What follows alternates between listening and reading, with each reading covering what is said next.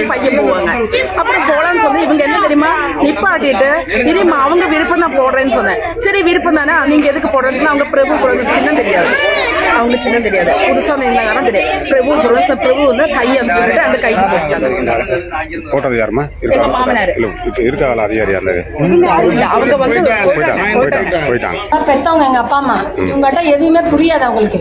வந்து அவங்க சொல்லிட்டு இருந்தாங்க போடாத கையை வச்சு ஓட்டை வாங்கிட்டு போயிட்டாங்க. இவங்க எங்க அம்மா சொல்லிட்டாங்க அங்கேதான் ஓட்டு போடுவோம், ஏன் இங்க வந்து ஓட்டு போடுவேன்னு கேட்டதுக்கு எங்கே ஒண்ணுமே பதில் சொல்லாம கையை பிடிச்சி அமுக்கி வச்சுட்டு போயிட்டாங்க.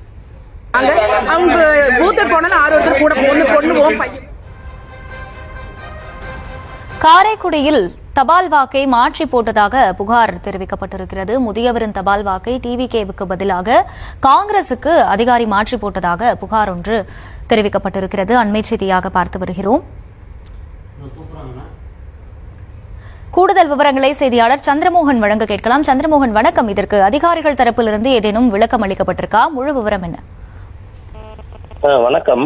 காரைக்குடி காலவாய் புற்றல் அருகே தோழர் ஜீவானந்தம் தெருவில் வசிக்கும் 90 வயது ராஜாமணி, அவரது மனைவி சீதையம்மாள் ஆகியோரிடம் வாக்குப்பதிவுக்காக சென்ற அதிகாரிகள் உறவினர் யாரையும் பக்கத்தில் இருக்க அனுமதிக்காமல் அவர்களை வெளியே போக சொல்லிவிட்டு ராஜாமணியிடம் யாருக்கு வாக்களிப்ப இருப்பதாக அதிகாரிகள் கேட்டுள்ளனர். அப்போது ராஜாமணி டாக்டர் பிரபுவிற்கு வாக்களிக்க விரும்புவதாக கூறியுள்ளார். ஆனால் விருப்பத்திற்கு மாறாக கை சின்னத்தில் அவர்கள் டிக் அடித்ததாக கூறப்படுகிறது.